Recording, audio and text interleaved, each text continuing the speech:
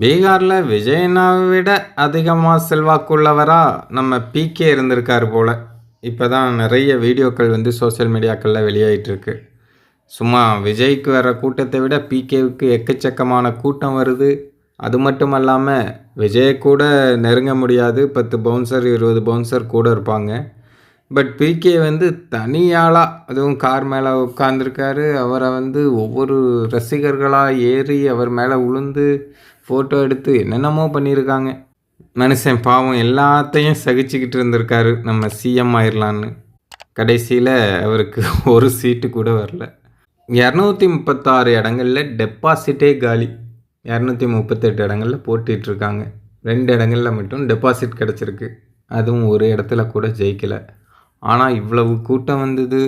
எல்லாரும் பயங்கரமாக ஆர்ப்பரித்தாங்க. இனி நீ தான் அப்படின்னு சொன்னாங்க.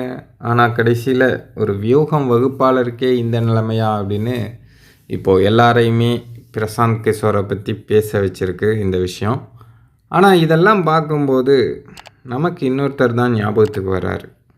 விஜய்னா தான் ஞாபகத்துக்கு வராரு. விஜய்னாவுக்கும் இதே போல் தான் கூட்டம் வருது, எல்லாம் பண்ணுறாங்க, அடுத்த சிஎம்ங்கிறாங்க. ஆனால் என்ன நடக்கும் ரியாலிட்டியில் அப்படிங்கிறத பொறுத்திருந்து பார்ப்போம். உங்களுக்கு ஏதாவது தெரிஞ்சால் நீங்கள் கமெண்ட்டில் சொல்லுங்கள்.